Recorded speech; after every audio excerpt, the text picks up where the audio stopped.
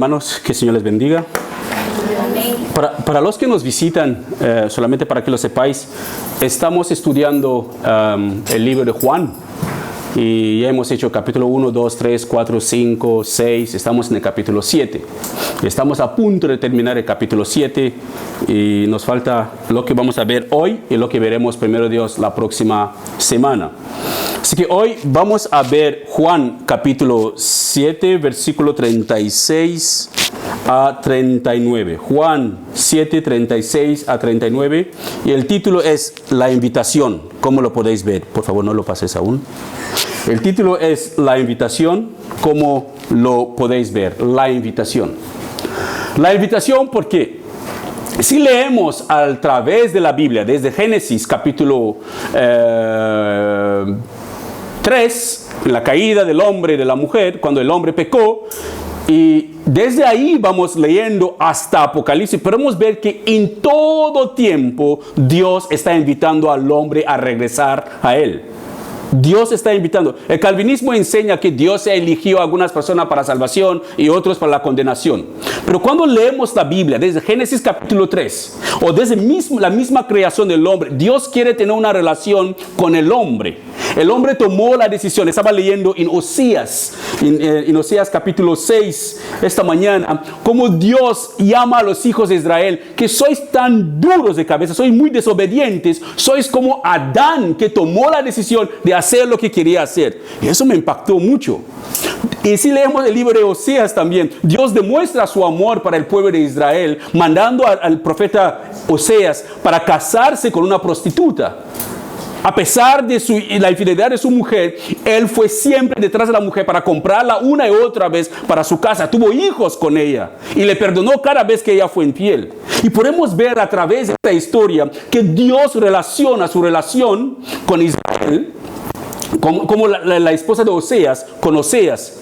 Y podemos relacionar eso con nuestras propias vidas y ver cómo Dios se relaciona con el hombre. A pesar de nuestra infidelidad a Dios, Él está dispuesto a perdonarnos y limpiarnos de toda inmundicia si confesamos nuestros pecados a Él y nos apartamos, obviamente. Ezequiel 18, 23, Él dice que no se agrada ver a un pecador morir en sus pecados. Él quiere que el pecador se arrepiente. El padre no pagará por los pecados de sus hijos, ni los hijos pagarán por los pecados de su padre. Cada uno responderá por sus propios pecados. Y vemos también 1 Juan 1, 9, que dice que si confesamos nuestros pecados a Él, ¿a quién? A Dios. Dios es fiel y justo para perdonarnos y limpiarnos de toda inmundicia. Eso es asombroso. El Islam no tiene esta certeza de que su Dios, Allah, puede perdonar sus pecados. Ellos no saben, no tienen ni la certeza si irán al paraíso, como les dicen. No están seguros de su salvación. Siempre cuando pregunta a un musulmán, ¿estás seguro que te vas a salvar? Si Allah quiere. Es Allah quien quiere. Pero el cristianismo nos dice que no son por nuestras buenas obras que somos salvos. No por nuestros propios méritos. La salvación de una persona en el cristianismo son por los méritos del Hijo de Dios. Y recibimos esta salvación por poner nuestra fe en Él. Pero debemos vivir tal como Jesús vivió. Una vida no de pecado. Así que hoy seguiremos con la serie de Juan, nuestra serie de Juan. Estaremos viendo el versículo 37 a 39 de Juan capítulo 7. Y me gustaría primeramente que hagamos un repaso rápido de lo que vimos las semanas pasadas o la semana pasada, para que los hermanos también puedan estar alineados, los que nos visitan alineados con nosotros.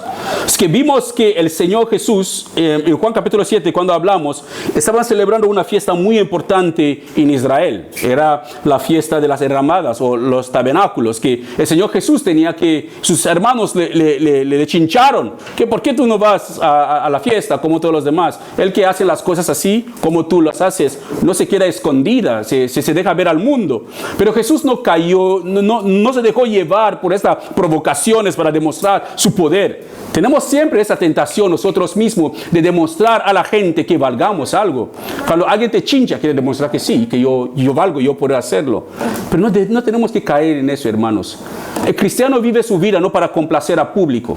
Él vive su vida para complacer a Dios. Porque la gente no murieron por nuestros pecados. Mi mujer no murió por mis pecados. Ni yo morí por sus pecados. Ni mis hijos por los míos. Ni yo moriré por sus pecados.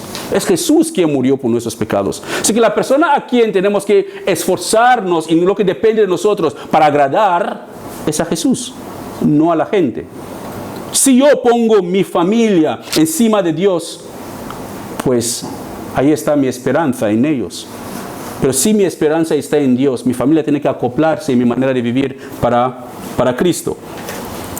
Vimos también que Jesús no fue a la fiesta como sus hermanos querían que él tenía que ir, como él debería ir, pero él fue después a la fiesta, fue en secreto, no fue públicamente, no se dejó ver, no llamó la atención, fue en silencio y llegó ahí. Y cuando llegó ahí a la mitad de la fiesta, dice las Escrituras, lo que vimos en Juan capítulo 7, los pasajes anteriores, que él empezó a predicar a la mitad de la fiesta. Él empezó a predicar a la gente y mucha gente en Jerusalén creyeron en él.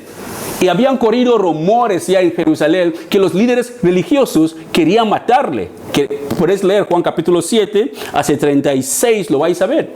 Había corrido rumores que le iban a matar. Así que la gente se quedaron atónitos, sorprendidos, que ¿no es este hombre que los líderes quieren matar y sigue predicando aquí? Nadie le dice nada. ¿Acaso quiere decir que los líderes por fin han aceptado que es el Mesías que esperamos? Así que había una discusión, una confusión, una división entre la misma población, porque no todo el mundo aceptaba el mensaje de Jesús. Algunos decían que engañaba a la gente, otros decían que no hay nadie que puede hacer las cosas como hace este hombre. Si viene el Mesías, ¿acaso puede salvar como este hombre salva? ¿Acaso puede hablar como Jesús habla?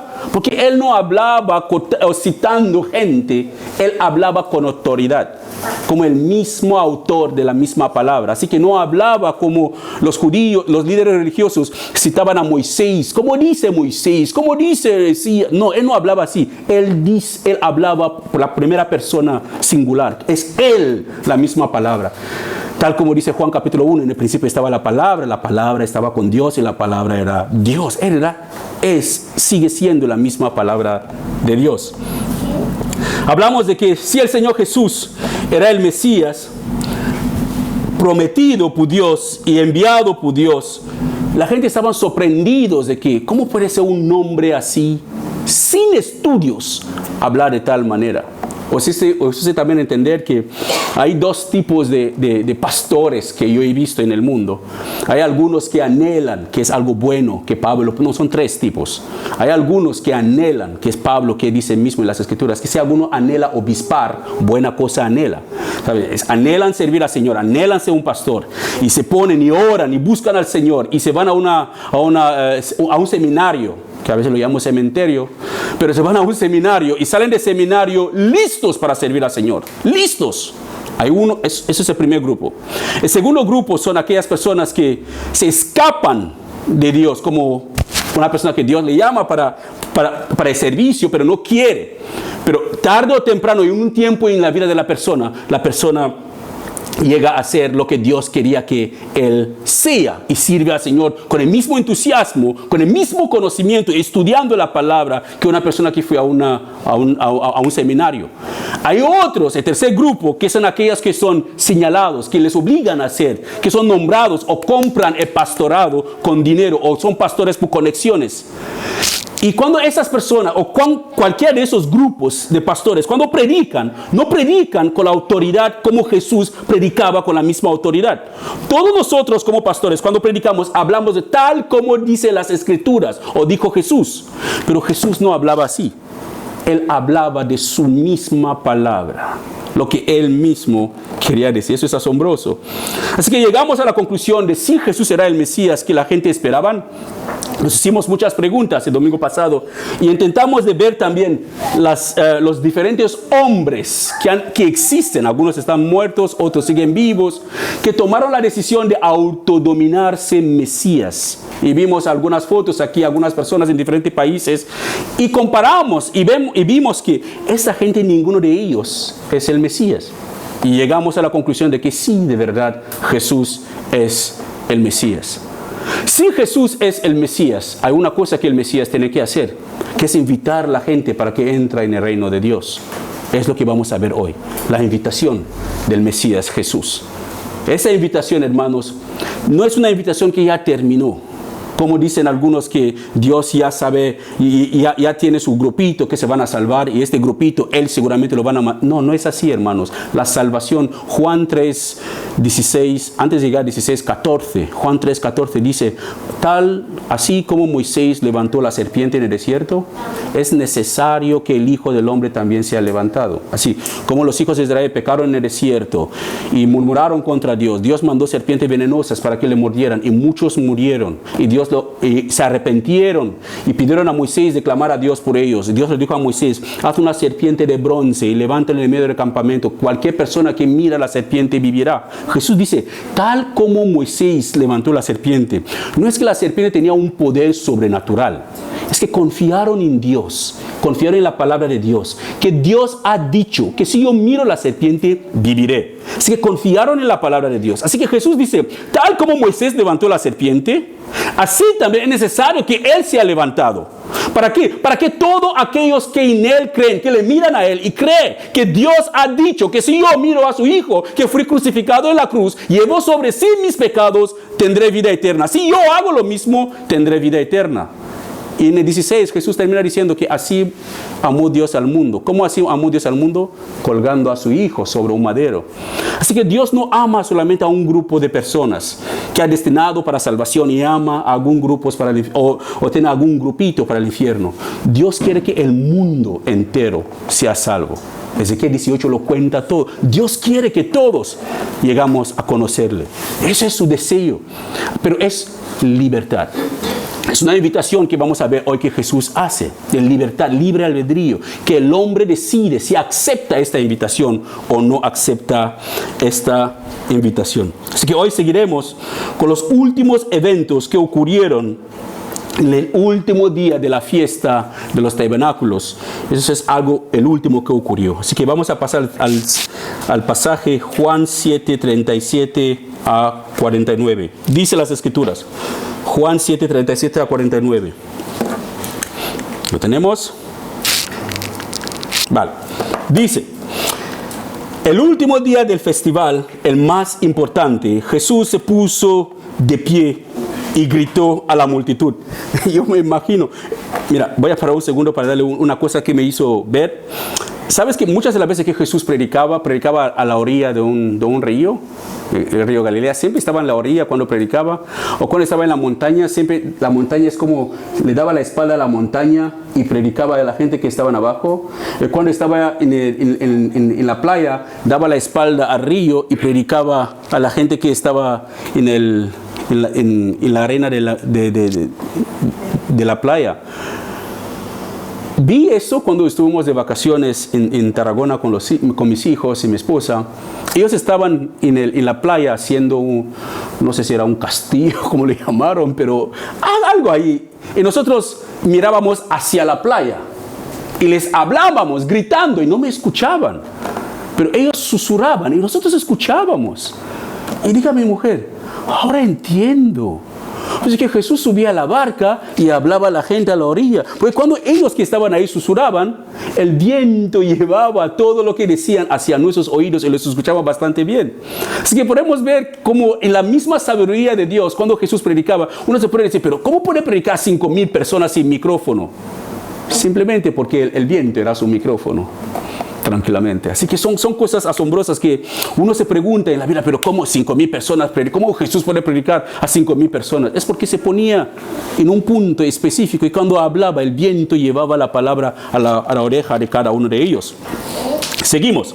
En el último día del festival, el más importante, Jesús se puso de pie y gritó a la multitud: todo el que tenga sed puede venir a mí. Todo el que cree en mí puede venir y beber, pues las Escrituras declaran, de su corazón brotarán ríos de agua viva. Con la expresión agua viva se refería al Espíritu, al cual se daría a todo el que creyera en él. Pero el Espíritu aún no había sido dado porque Jesús todavía no había entrado en su gloria. Recuerda cuando él dijo, cuando estábamos mirando, no me acuerdo si es, creo que es Juan capítulo 4, con la mujer samaritana que estaba en el pozo, le dijo, el agua que yo te voy a dar, no tendrás sed jamás. Y la mujer suplicó, Señor, dame ese agua. Y anteriormente, antes de este pasaje, él había dicho a la gente que no trabajan por el pan que perece, que trabajan para el pan de vida eterna, que él dijo que era el pan de vida. Y la gente dijeron, Señor, dadnos ese pan. Y vemos que todo eso era metafóricamente hablando. Él estaba hablando metafóricamente, que había un contexto, un sentido en lo que él estaba diciendo. Según algunos estudios o estudiosos que han estudiado las culturas o las fiestas judías, dice que porque la fiesta de los tabernáculos que estaban celebrando duraban 8 días. Era una fiesta que duraba 8 días. Y durante los primeros 7 días de la fiesta, ¿qué hacían? Tomaban agua de un estanque que se llamaba Silio, tomaba agua de ese estanque y derramaba el agua sobre el altar. Y eso como era un recordatorio al pueblo de Israel cuando hacía este acto durante los 7 días. Un día cogía el agua, hasta el 7º día cogía el agua y lo vertía sobre el altar. Eso era un recordatorio para el pueblo de Israel de cómo Dios proveyó milagrosamente agua a ellos cuando ellos estaban en el desierto. O sea, pero en el 8º día parece que no había derramamiento de este agua, no derramaba ese agua en el 8º día, solo había oración. Se ponían en el 8º día y oraban. Y eso era para recordarles que ya habían entrado en la tierra prometida, porque en el 8º día entraron en la tierra prometida. Así que en el 8º día de la fiesta, era el día más importante, no derramaba el agua sobre el altar. Así que fue ese día preciso que Jesús se levantó y gritó a la gente que todo el que tenga sed puede venir a mí. Todo el que cree en mí puede venir y beber. Así que él invita a la gente para que los que tienen sed de agua normal, era agua del estanque. No era exactamente eso que él estaba diciendo. Él le estaba diciendo a la gente que él tiene la capacidad de saciar su necesidad espiritual. La necesidad espiritual de cada uno de nosotros. Jesús puede satisfacer toda necesidad espiritual en nuestras vidas. Por eso es que mucha gente tiene la tendencia de llenar sus vidas con diferentes distracciones, pasatiempos por el otro, baile, gimnasio, fútbol. No son cosas malas. Si la miramos así superficialmente, no son cosas malas. Pero si miramos el motivo por el cual la gente llena sus vidas con diferentes actividades, menos a Dios, es simplemente porque quieren llenar este vacío que está en ellos.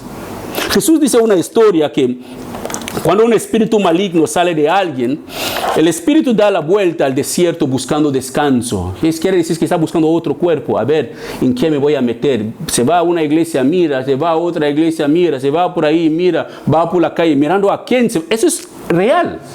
Mirando a ver en quién se puede meter.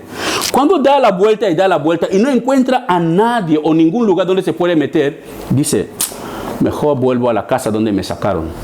Así que regresa al barrio donde le sacaron o donde vive la persona y observa la vida de la persona y ve que es una persona religiosa, solamente se congrega los domingos, ora solamente cuando tiene problemas, en la Biblia solamente es un pasatiempo para él, no tiene ninguna relación seria con Dios. Mira su vida y ve que nadie vive en su vida, el Espíritu Santo no está ahí, es una persona que es cristiano de labios nada más, no es nada serio, no hay nada, pero no se atreve para entrar. Se va y busca 7 amigos más fuertes que él. De los 7 amigos, ¿ahora cuántos son? 8. Y viene, se mete en la vida de la persona. Dice las Escrituras que el estado de la persona se vuelve peor de lo que era antes. Es que a veces podemos observar a una persona pero esa persona antes era así, después se puso bien, pero no tenía ninguna relación con Dios. Pero mira qué peor se ha vuelto.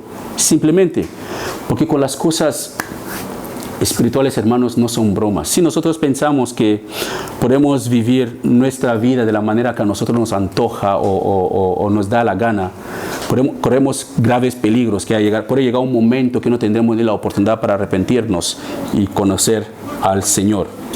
Así que quiero que recuerda una cosa, que en el último día del festival era considerado el día más importante. Era considerado el día más importante.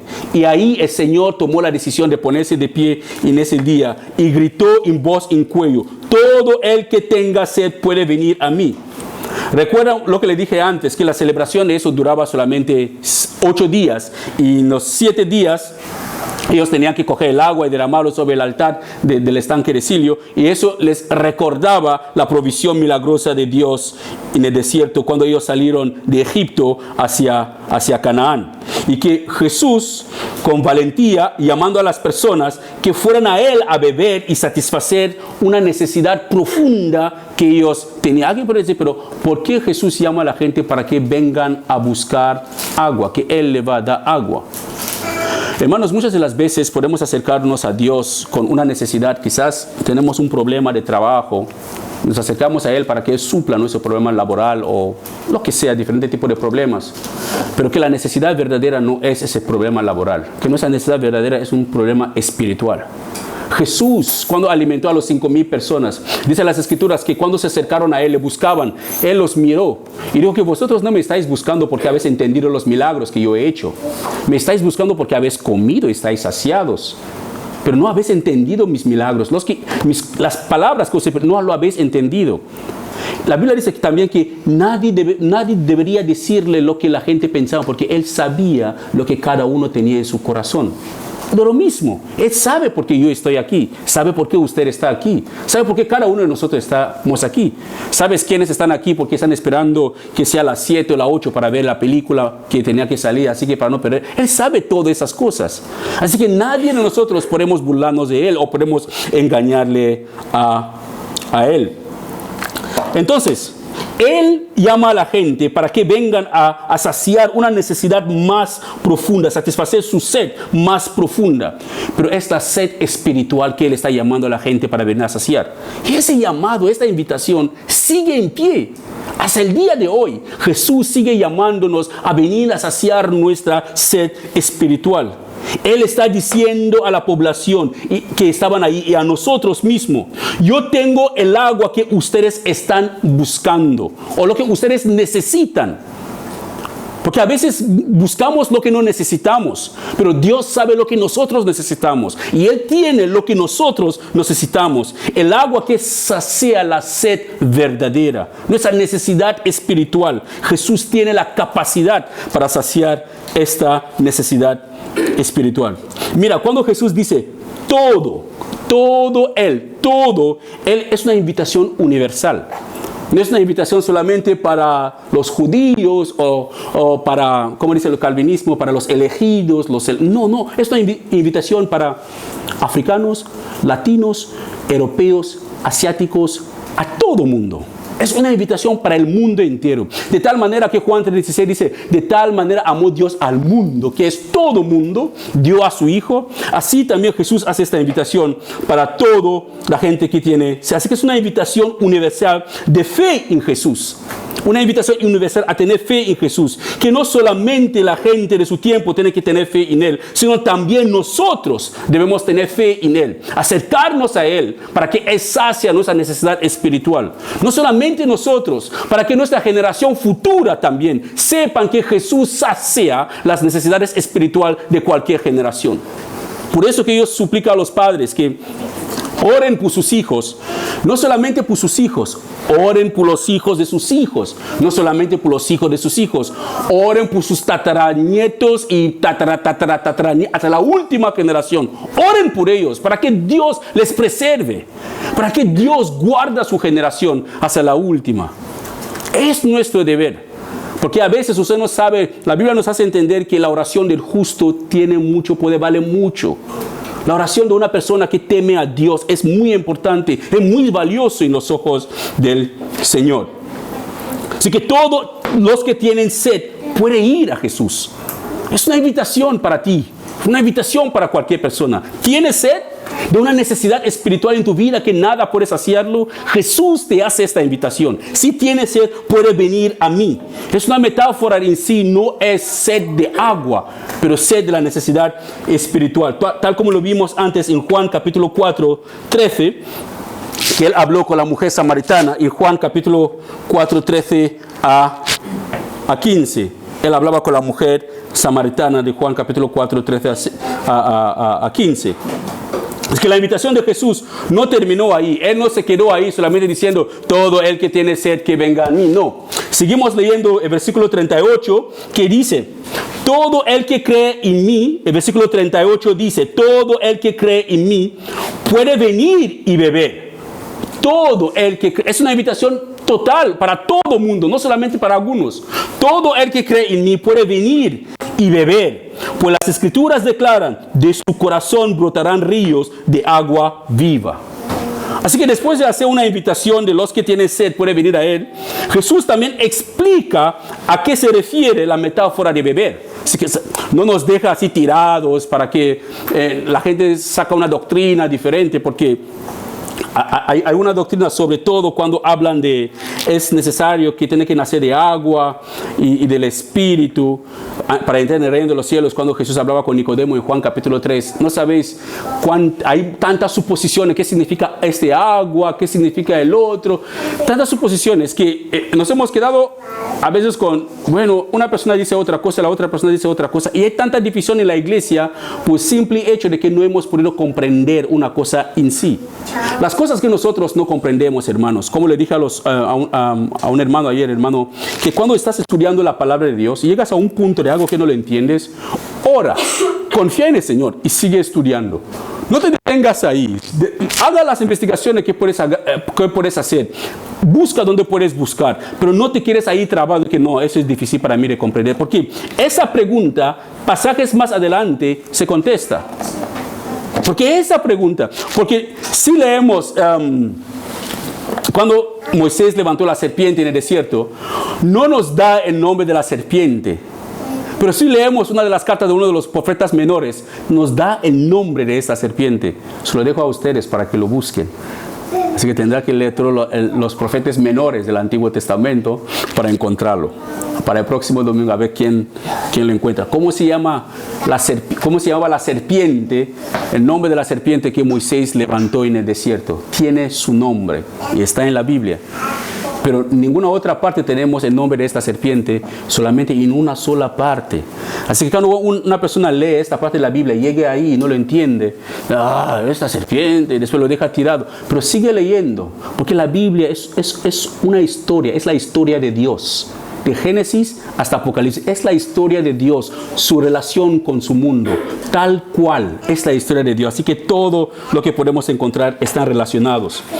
Así que la invitación de Jesús no solamente termina ahí. Él dice, todo el que cree en Él puede venir y beber, pues que las Escrituras declaran que de su corazón brotarán agua viva. Así que después él explica que eso es una metáfora, que no, cuando habla de agua viva, no agua real, no es que te pones y ves como agua empieza a fluir de tu corazón. Eso sería impresionante, pero no es exactamente eso. Así que venir a Jesús y beber es básicamente creer en Él. Venir a Jesús y beber significa creer en Jesús, poner tu fe en Jesús, confiar en Jesús, depender de Jesús, aferrarte a Jesús, que Jesús sea tu esperanza en todo para la salvación, pero en todo, eso es venir a Él. Porque Él mismo le dice que no todos que me llaman Señor, Señor, una cosa es llamarle Señor, otra cosa es ir a Él. Porque no todos que le llaman Señor, Señor, dice las Escrituras, Él mismo lo dice, entrará en el reino de los cielos, sino los que hacen la voluntad de mi Padre que está en el cielo. Así que el que hace la voluntad de Dios, él es porque ha estado con Jesús. Porque nadie puede hacer la voluntad de Dios sin haber estado con Jesús. Así que ir a Jesús es diferente de llamarle Señor, Señor. Así que no se conforme de llamarle Señor y cree que porque tú le llamas Señor significa que tú eres una persona salva. Debe examinar tu vida y asegurarte que estás viviendo conforme a la voluntad del Padre. Así que recuerden lo que el Señor nos reveló en el último día de nuestro ayuno, cuando estuvimos aquí ayunando esos días, que el Señor nos hizo ver que cuando nosotros oramos como iglesia es porque confiamos en Él. Cuando una persona toma la decisión de arrodillarse para orar, primeramente es porque confía en Jesús. Es porque tiene fe en Él, porque depende de Él. Es porque tiene esperanza en Jesús. Nadie se acercará a Jesús sin esas 3 razones para acercarse si tu acercamiento es genuino. Porque no me acercaré a una persona que no confío, no contará mis cosas a una persona que yo no confío, no dependeré de alguien que no puede solucionar mi problema, no pondré mi esperanza en alguien que no puede hacer nada por mí. Así que cuando nos acercamos a Él en oración es porque nosotros dependemos de Él, confiamos en Él, tenemos fe en Él y tenemos esperanza en Él. Eso es venir a Él, es lo que Él quiere, que vayamos a Él, que tengamos esa esperanza, esta fe, esa certeza en Él. Así que cuando Jesús dice, todo el que cree en mí, en otras palabras, Él está diciendo, todo el que confía en mí, los que tienen fe en mí, los que dependen de mí, los que tienen esperanza en mí, todos aquellos pueden venir a mí y beber. Vengan y beban. Es una invitación abierta. Una invitación que sigue hasta el día de hoy. Seguirá hasta la última trompeta sea sonada. Es una invitación que sigue abierta. Dios quiere que la gente se arrepiente de sus pecados y lleguen a conocerle. Él quiere que tus familiares se arrepienten. Él quiere que nuestros hijos se arrepienten. Que nuestros vecinos se salven. Él quiere que el mundo entero llegue a conocerle. Por eso que las puertas de la salvación aún no están cerradas. Aún hay esperanza. Hay esperanza, porque no tenemos que parar de orar y interceder por personas que no conocen a Jesús, están a nuestro alrededor. Así que es una decisión individual. Cada persona debe tomar la decisión de creer en Jesús. Y los que han creído deben tomar la decisión de ir a Él o seguir a Jesús. Si has creído en Él, tienes que seguirle, tienes que vivir de la manera que a Él le agrada. Puede ir a Jesús para poder beber el agua espiritual que solamente Él ofrece. Pueden ir a Jesús para satisfacer tu necesidad espiritual que solamente Él puede satisfacer. Pero todo eso, hermanos, es una decisión personal de cada uno. Escuchen bien. La salvación o recibir el regalo de Dios de la salvación es un don. Un padre no puede recibir la salvación por su hijo, ni un hijo puede recibirlo por su padre. Nada. Son decisiones personales. Si Dios te quiere regalar algo, tienes que venir tú misma o tú mismo y buscarlo y recibirlo. Así es la salvación de Dios. Porque Jesús dice, vengan a mí, todos que están trabajados y cansados y cargados, y os haré descansar. Él mismo dice, venid a mí, los que tienen sed. Él va a saciar su sed. Pero tiene que venir a buscar el agua. No es que, bueno, no hace falta que tú vengas porque tu padre es pastor o tus padres son cristianos. No hace falta, bueno, ya estás bajo la cobertura espiritual de tus padres porque has nacido en una cuna cristiana. Eso no existe. Son decisiones personales de cada persona. Cada uno, nuestros hijos tienen que tomar su decisión de seguir a Cristo o no. El esposo tiene que tomar su decisión. La esposa debe tomar su decisión de seguir a Cristo. Pero son decisiones personales de cada persona. Es una decisión personal. Y es imposible conocerle a Jesús. Es imposible, hermano, conocer a Jesús y seguir viviendo en pecado. Es imposible. Es imposible, porque si leemos la Biblia, no hay nadie que haya tenido un encuentro con Dios y su vida permanece igual.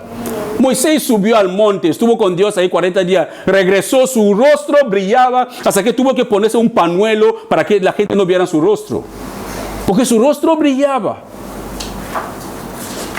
¿Qué más? Los cojos, los mancos, los mudos, los ciegos que encontraron a Jesús, sus vidas cambiaron para siempre. Los leprosos, sus vidas cambiaron para siempre. Los apóstoles dispuestos a morir por Cristo. William Tyndale, que tradujo la Biblia en latino y en inglés, fue estrangulado y después quemado. Esa Biblia que nosotros hoy en día la menospreciamos, alguien pagó para traducirlo de latín a inglés, para que la tengamos. Y no renunció a su fe. Murió por eso. Pero hoy en día me miro mal en la congregación, ya no voy ahí. El pastor no me saludó, no me gustó la alabanza, repiten la misma alabanza todos los días. Hermano, la puerta está abierta, vete, pero en paz. Porque Cristo es Cristo quien murió por nuestros pecados. Es a Él que tenemos que agradar. No la gente. Tenemos que comprender una cosa, hermano. La salvación es individual. Es individual. Yo no puedo ser salvo, no puedo pagar por los pecados de mis hijos. Ojalá pudiera hacerlo. Daré mi vida por ellos. Pero no puedo. Ellos deben tomar sus decisiones. Cada uno de nosotros. Pero ¿sabe lo más maravilloso? Que Dios es bueno, misericordioso. Es como un padre, tierno y misericordioso. Perdona todos nuestros pecados cuando la confesamos y nos apartamos de ellos. Pero si intentamos esconder nuestros pecados, no recibiremos perdón, tal como dicen las Escrituras. Pero si las confesamos, Dios nos perdone. Hay una invitación similar que Jesús hace en Mateo 16, 24. Mateo 16, 24, donde Jesús dice a la multitud. Mateo 16, 24, donde Jesús dice a la multitud que si alguno quiere venir en pos de mí. Mateo 16, 24 nos sale. Bueno, en Mateo 16, 24 hay una invitación que el Señor Jesús hace a la multitud. Dice que si alguno quiere venir en pos de mí, apuntan eso por favor y búscalo después. Si alguno quiere venir en pos de mí, lo que tiene que hacer, primera cosa, tiene que negarse a sí mismo. Eso es fuerte, ¿no? Pero hoy en día no es lo que se enseña, no es muy común negarse a ti mismo. No, dice, ámate a ti primero antes de amar a tu hermano, antes de amar a tu vecino. Primeramente tú. Pero no es lo que dicen las Escrituras. Jesús dice, para venir en pos de Él. Lo primero que tiene que hacer, en Mateo 16, 24, Mateo 16, 24, dice que si alguno quiere venir en pos de mí, lo primero que tiene que hacer es negarse a sí mismo. Tus deseos, ponlo aparte. Tus sueños, déjalo en un cajón. Tu visión, ponlo ahí. ¿Y qué tienes que hacer? Toma tu cruz. Estás dispuesto a sufrir. La cruz no es un símbolo de alegría, que la gente no es un símbolo de dolor, de sufrimiento, de tristeza, de agonía, donde Dios desnudó a su Hijo en público, le exhibió públicamente, poniendo sobre sí nuestros pecados. Dice la Escritura que le plació hacerlo por amor a nosotros. Si Dios pudo hacer tal cosa por su Hijo, por nosotros, hay de aquellas personas que menosprecian la sangre del Hijo de Dios que fue derramada en la cruz. Si Dios pudo matar a su Hijo por nosotros, ¿qué no hará por nosotros? Solamente dime, hermanos, ¿qué no hará Dios por los que le temen, por los que le aman, por los que le buscan? ¿Se esconderá para que nadie le encuentre? Él dice, buscad y me hallaréis, ¿no? El que me busca me encuentra. El que se acerca, yo también me acerco a él. Pero ¿qué pasa? El que se aleja, él también se aleja. El que permanece fiel, Dios es fiel. El que es infiel, Dios permanecerá fiel igualmente, porque no se puede negar a sí mismo. Así que es asombroso. Jesús nos dice que si queremos venir en pos de Él, si queremos ser sus discípulos, queremos ser sus seguidores, primero debemos negarnos a nosotros mismos. ¿Qué son las cosas en mi vida que me gusta? Tanto que me gusta saborearlo, pero que es pecaminoso delante de Dios. ¿Qué son esas cosas? Si las examino, las analizo, las encuentro, lo entrego a Dios. Eso es lo que Él quiere. Examinémonos, dice Pablo, para saber si estamos aún en la fe. Porque es fácil que yo creo que estoy bien, pero que estoy fatal. Es fácil ver los pecados de los demás, hasta darle consejos, pero que yo estoy muy mal. Debo examinarme a mí primero para saber si estoy en la fe. Examinar mi vida, a ver, Señor, enséñame las cosas que tú ves que yo no veo. Déjame verme como tú me ves. Y si hay esas cosas en mí, dice las Escrituras, Jesús dice, niégate a ti mismo, deja esas cosas. Ahí puedes tomar tu cruz, estás dispuesto a sufrir por mí. Porque cuando dejamos nuestros placeres, tendremos problemas. Amigos nos van a dejar, familiares nos van a dejar, la gente nos van a insultar, quizás nos despiden, quizás muchas cosas pasarán. Eso es sufrir por Cristo. Y es dichosos son los que sufren por causa de su nombre, dice las Escrituras. Así que tenemos que estar dispuestos en esta negarnos a nosotros mismos y seguirle. Así que seguir a Jesús, hermano, es una decisión personal igualmente. Ir a Jesús, seguirle, es una decisión personal, que cada uno de nosotros tenemos que tomarla. ¿Cuál es la decisión que tú estás tomando ahora? ¿Has tomado la decisión de seguir a Jesús? ¿O estás viviendo simplemente para ti? ¿Has tomado la decisión de seguir a Jesús? Porque la invitación ya está hecha, está abierta, está hecha. Hace más de 2000 años que Él hizo esta invitación. hace más de 2000 años y la invitación sigue abierta. Solo falta decisiones personales de cada uno de nosotros. Así que si no has tomado esa decisión en tu vida aún no es tarde. Puedes tomarla. Así que cada persona debe tomar la decisión de qué quiere hacer con su vida. Debes tomar la decisión. No mire, porque en el día de juicio, mi mujer no vendrá a decir, oye, Señor, es mi esposo, yo puedo testificar por él. O no va a decir, Señor, son mis hijos, los conozco. No, responderé por mis pecados y mis hijos responderán por sus pecados. Mi esposa lo mismo, mi madre lo mismo y toda mi familia responderán por sus pecados. Y ustedes también, como sus hijos, como yo, responderemos todos. Así que si vivo mi vida para complacer a los demás, tengo que recordar una cosa. Hay alguien superior que los demás que me va a juzgar algún día. Hay alguien mucho más grande que los demás que un día me juzgará. Así que nadie puede decir ser seguidor de Jesús o creyente de Jesús y sigue intencionalmente viviendo en el pecado. Nadie. Eso no es cierto. Porque por sus frutos lo conoceréis, dice las Escrituras. Por sus frutos saberemos si eso es un mango, es una guayaba, es una papaya o es un... No sé, por sus frutos podemos saberlo. De lo mismo que si vemos un perro, sabemos que es un perro. No vamos a distinguir un perro de un gato. De la misma manera, nuestra manera de vivir demuestra si de verdad somos creyentes. No necesitamos que alguien nos diga. Me gustaría que cada uno solamente examina tu propia conciencia ahora mismo. Estoy seguro que te dirá si eres creyente o no. Tu conciencia es la alarma que Dios nos ha bendecido para evitar los castigos venideros. Porque nuestra conciencia, cuando nos condena, es sincera. Es porque hemos hecho algo malo, estamos mal. Y la conciencia nos conoce mejor que nadie. Porque yo sé cuando hago algo malo y los demás nadie puede saberlo, pero mi conciencia me dicta que Alex, ahí tienes que arrepentirte. Es que examina tu conciencia y pregúntate, ¿eres de verdad salva o salvo? Y si no lo eres, aún hay tiempo. Podemos reconciliarnos con el Señor. Podemos acercarnos a Él, porque Él es como un Padre, es tierno, es misericordioso. No tomará en cuenta nuestros pecados cuando las confesamos y nos apartamos de ellos.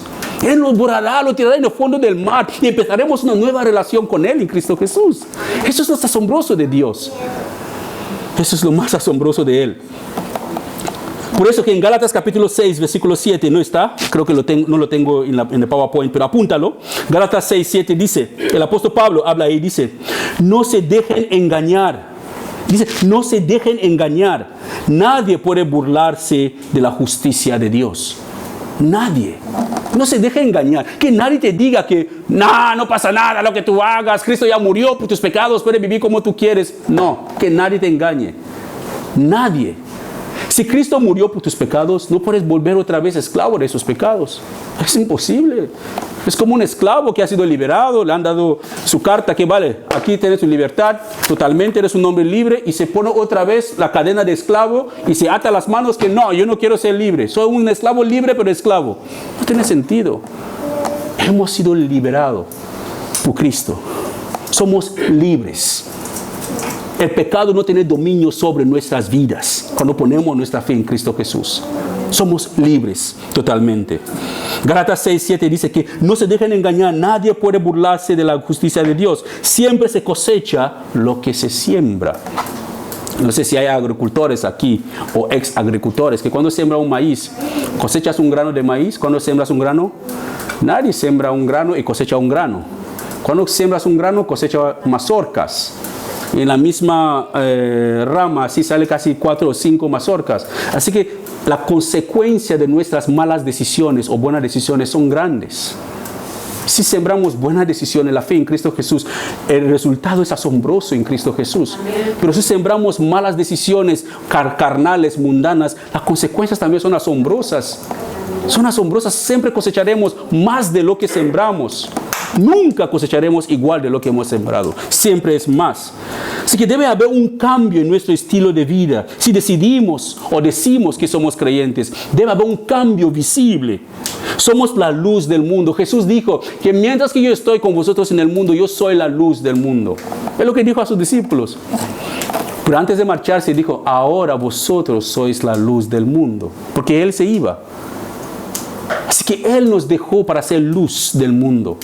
Quiere decir que donde nosotros estamos tenemos que resplandecer para que la gente vea Cristo en nosotros. La manera que vivimos, la gente debe ver Cristo en nosotros. Eso es difícil, hermanos, pero es el llamado de un creyente. Si Cristo pudo entregar su vida por nosotros y murió en una cruz de una manera tan vergonzosa, desnudo, ¿qué hay de duro más que todo eso? Morir por tus enemigos, ni hablar. Ni hablar. ¿Un enemigo? ¿Dar mi vida por un enemigo? Nadie lo hará, ¿no? Pero Él lo hizo con nosotros. Éramos enemigos de Dios cuando Cristo murió por nosotros. Por eso que ahora podemos entrar confiadamente en su presencia y llamarle Padre, porque hemos puesto nuestra fe en Él. Así que somos la luz del mundo, resplandecemos la santidad de Dios al mundo. La gente nos ve y deben ver Dios en nosotros.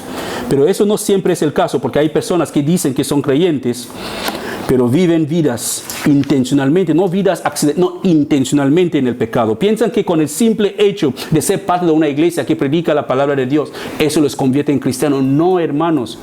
Las denominaciones o las congregaciones no salvan a nadie. Jesús mismo nos ha dicho que no todos que me llaman Señor entrarán en el reino de los cielos. Dice que en aquel día algunos dirán, pero Señor, estuvimos haciendo eso en tu nombre, hicimos el otro, salimos a evangelizar, salimos a ganar almas, predicamos a las prostitutas, y estuvimos ahí haciendo campañas por ahí en todos los barrios, levantando iglesias.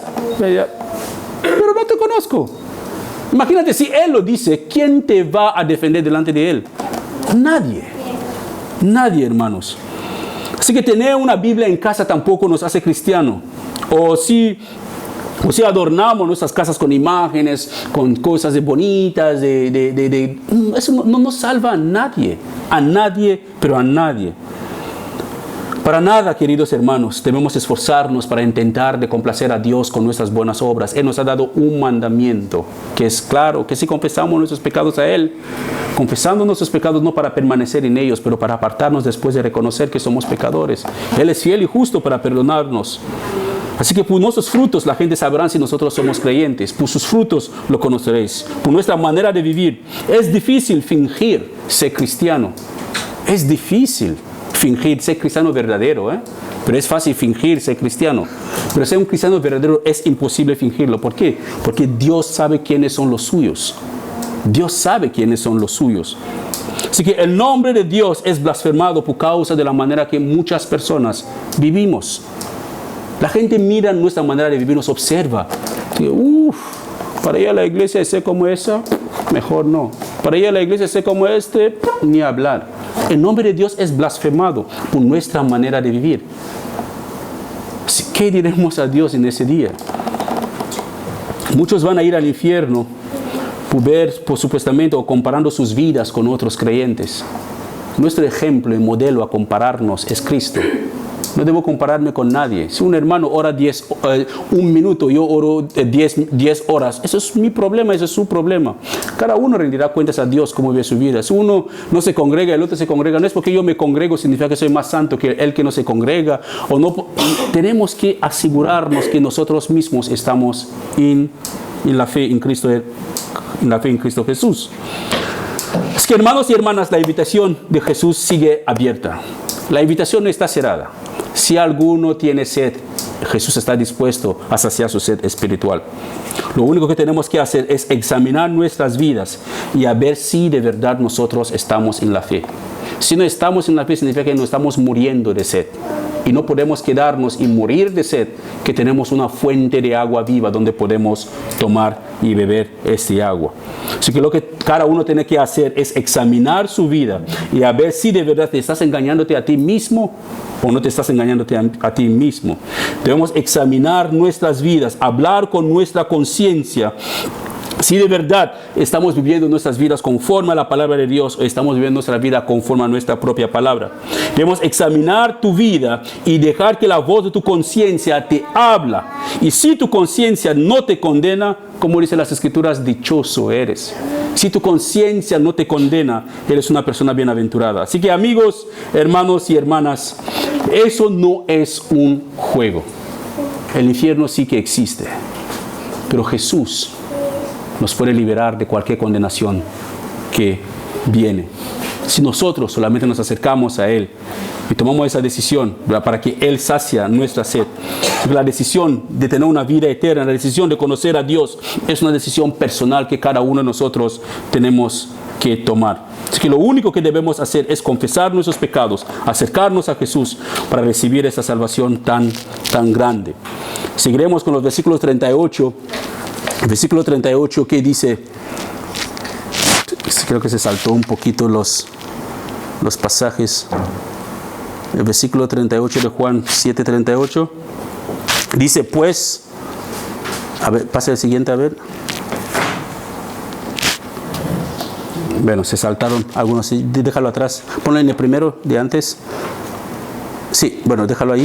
El versículo 38 dice, pues las escrituras, es Jesús quien dice, pues las escrituras declaran, de su corazón brotarán ríos de agua viva. De su corazón brotarán ríos de agua viva. Pero no nos deja así, porque el apóstol Juan nos explica en el versículo 39 qué significa esos ríos de agua viva, que es el siguiente. Y dice que con la expresión agua viva se refiere al Espíritu, el cual se le daría a todo el que creyera en Él. Pero el Espíritu Santo aún no había sido dado, porque Jesús todavía no había entrado en gloria. Así que el agua viva que hablaba el Señor Jesús es el Espíritu Santo, que se da a todas aquellas personas que creen. Así que todos que creen en Jesús como su Señor y su Salvador, los que han decidido depender de Él, poner su fe, su esperanza en Jesús, y han decidido que su esperanza está solamente en Jesús, jamás caminarán solos en su vida cristiana. Tenga eso bien claro. Si usted es cristiano o cristiana, no estás sola o solo. Caminas con el Espíritu Santo. Es Él quien anda contigo. Es Él que te da la fortaleza para vivir la vida cristiana como tú debes vivir. Es Él que te enseña a orar de la manera que a Dios le agrada. Porque queremos orar y no sabemos cómo orar. Es Él que intercede por nosotros, porque mira los gemidos de nuestros corazones, palabras que boca no puede sintonizar o hablarlo. Él intercede por nosotros con el Padre. Y podemos salir de una oración, en vez de salir cansados, muertos, salimos vigorosos y poderosos en la pregunta, pero ¿qué pasó aquí? Porque no andamos solos.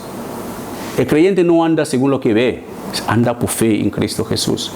Y Dios nos ha dado su Espíritu, hermanos. En el momento que creemos, tenemos al Espíritu de Dios en todo tiempo contigo. Está siempre contigo, a tu lado. Te consuela, te guía, te redarguye. Se entristece cuando tú pecas contra Dios. Te hace ver que has hecho algo malo. Nunca te dejas solo.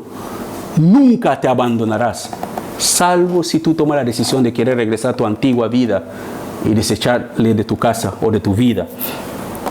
Así que si han decidido también de poner su esperanza en Jesús, jamás vas a caminar solo. Cuando Jesús hizo estas declaraciones, por primera vez, el Espíritu Santo aún no había sido dado a la iglesia. Aún no había sido dado a nadie. Por eso, ni a los discípulos.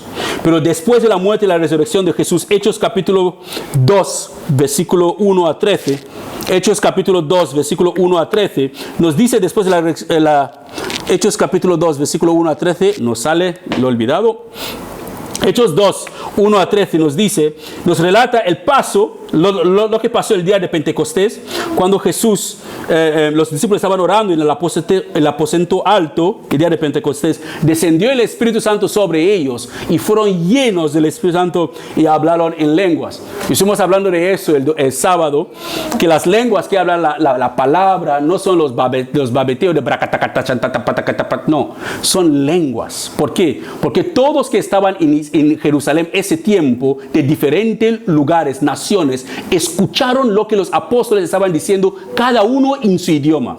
Quiere decir que si habían chinos ahí, escuchaban el chino que hablaban. Si habían africanos ahí con un dialecto africano, ellos escuchaban lo que los discípulos estaban diciendo. Cada uno escuchaba las maravillas de Dios, no solamente babeceos de gritos. Y escucha una cosa, iglesia, nadie puede enseñarte a hablar en lenguas. Es un regalo que Dios da. Escuche bien, nadie puede enseñarte a hablar en lenguas. Si alguien dice, ven, te voy a poner las manos encima para que tú hables en lenguas, escucha bien, no te frustres, porque eso es un regalo que el Espíritu da a quien le da la gana, a quien Él quiere. Así que yo no puedo decir que, vale, hoy voy a asegurarme que mi hijo habla en lengua, o que Gladys habla en lengua, o que William habla en lengua, y les llamo, empieza, abre la boca, dice bla, bla, bla, bla, bla, bla, bla, bla, bla, bla, bla, bla, bla. Por favor, hermanos, seamos un poquito bíblico. Seamos un poquito bíblico. Las lenguas existen, sí. Son bíblicas, sí. Siguen vigentes, sí. Siguen vigentes. Son para la iglesia, sí. Pero para los incrédulos. Son para los que no son creyentes, que cuando entra a una reunión como y escuchan a alguien, el Espíritu da don de hablar en lengua, suponemos a William, y la persona que es chino, escucha, y el mismo Espíritu da el don de interpretar esa lengua a Alejandro, y Alejandro empieza a interpretarlo, y la gente dice, el chino dice, Dios está aquí. Es lo que dicen las Escrituras. Es para que los incrédulos sepan que Dios está en nuestro medio. ¿Y qué es lo que es para la iglesia? El don de profecía, dice la palabra. La profecía es para fortalecer a la iglesia. Que cuando estamos orando, Dios da una palabra de aliento. Iglesia, sigue adelante. Vienen problemas difíciles. La alcaldesa os va a dar bien duro, pero confían en mí. Yo estaré ahí con vosotros. Os van a quitar todos los parkings. Os costará más aparcar el coche, pero confíen. Solo estoy diciendo, pero sí. Es para la iglesia. Las lenguas existen, sí, hermanos. Deséanlo. Pablo dice, desea los dones esos. Deséanlo. Si quieres hablar en lengua, deséalo. Pídeselo al Espíritu Santo. Pero si Él no te da, no te frustres. Porque quizás Él te dará otro don o no quiere darte porque no quiere que lo arruines. Pero Él lo hace totalmente. Así que que no te sientes como frustrado o frustrada. Así que ese mismo Espíritu es una promesa para todos aquellos que creen en Jesús. El Espíritu Santo es para usted, es para mí, es para la iglesia. Así que si pones tu fe en Cristo Jesús, crees en Él, Dios te regala el Espíritu Santo para que vivas de la manera que a Él le agrada. Tal como dice en Romanos capítulo 8, versículo 26, dice, el Espíritu Santo nos ayuda en nuestras debilidades y a orar cuando no sabemos qué decir. En nuestras debilidades, el Espíritu Santo está ahí, ayudándonos. Cuando no sabemos qué decir, a veces nos quedamos en silencio, no sabemos qué decirle a Dios porque hay un dolor tan profundo en nuestras almas. No sabemos ni cómo poner ese dolor en palabras. Pero tranquilo, el Espíritu Santo que sabe tus dolores, tus dolencias, está ahí hablando con el Padre por ti. Y después viene la consolación de Dios sobre tu vida, la fortaleza que tú necesitas para seguir viviendo como a Él le agrada. Eso es lo maravilloso, hermanos. Otras religiones no tienen ningún consolador. El Islam no tiene ningún consolador. Por eso que cuando se le cruzan los cables, se les cruzan bien los cables, porque no hay nadie para frenarle. Pero nosotros tenemos al Espíritu Santo de Dios. Y también en 1 Corintios capítulo 2, versículos 10 a 16, dice que el Espíritu Santo revela el corazón de Dios. Nos revela el corazón de Dios. Así que Dios no se deja escondido ahí en alguna parte, no. Y tiene sus planes guardados solamente para Él, no. Él nos revela su propósito a través de su Espíritu. Así que podemos saber cuál es la buena voluntad de Dios para con nuestras vidas a través de su Espíritu. ¿Acaso eso no es asombroso, hermanos? Que tenemos a un Dios que se revela a nosotros, se acerca a nosotros, nos consola en nuestras debilidades, nos consola en nuestra tristeza, nos da su Espíritu para que nos fortalezca, para que nos guíe. ¿Acaso eso no es asombroso? ¿Acaso eso no es maravilloso?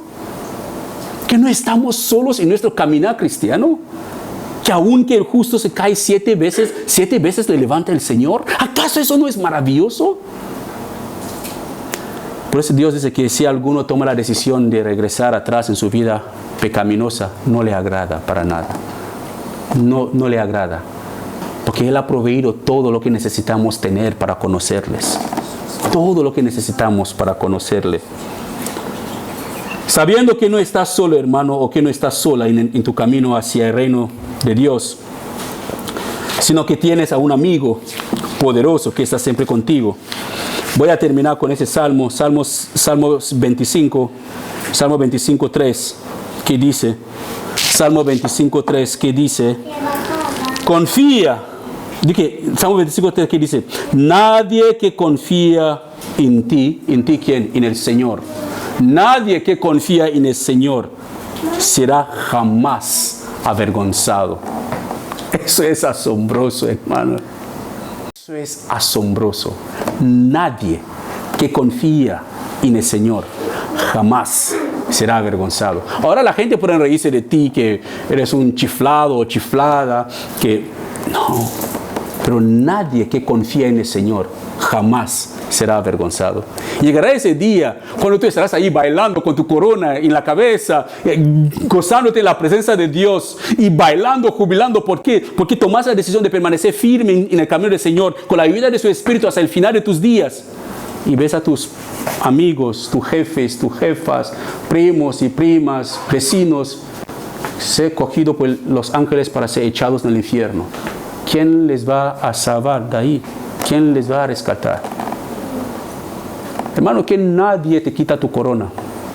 Que nadie te desanima de la carrera que Dios tiene delante de ti. Él es capaz de mantenernos firmes sin caída. Si permanecemos en Él, Él permanecerá con nosotros. Si nos acercamos a Él, Él se acercará a nosotros. Si le clamamos a Él, Él responderá. Si le deseamos, Él se revelará. Pero si retrocedemos, no le agradará. Pero Él no nos puede obligar para permanecer en Él. La invitación del Señor Jesús sigue totalmente abierta. Jesús sigue diciendo, ¿tienes sed? Ven, yo te voy a dar este agua de vida. Dentro de tu interior fluirá río de agua viva. Tienes sed, tienes ganas de conocer a Dios. Jesús te invita para que tú vengas a Él y llegas a conocerle. Porque la invitación sigue abierta totalmente. Y tú, hoy, como dicen las Escrituras, puede ser el día de la salvación. Si hay alguien aquí que si examinas tu vida, puedes ser honesto contigo mismo o contigo misma. Tu conciencia te dice que no estás bien delante del Señor. Yo quiero animarte para que tome la decisión de poner tu vida en orden delante de Dios. No viva una vida mediocre, no te compares con nadie, porque la salvación es totalmente individual y personal. Totalmente individual y personal. Responderás por tus pecados. Cada uno de nosotros responderemos por nuestros pecados. Pero lo maravilloso de Dios es que ahora que estamos vivos, Él puede perdonar nuestros pecados si la confesamos. Él puede darnos este agua viva que necesitamos para vivir de la manera que a Él le agrada. Pero debemos tomar la decisión de ir a Él. Ir a Él. Vamos a tomar un minuto, hermanos. Cierran sus ojos, vamos a orar y reflexionar sobre nuestras vidas.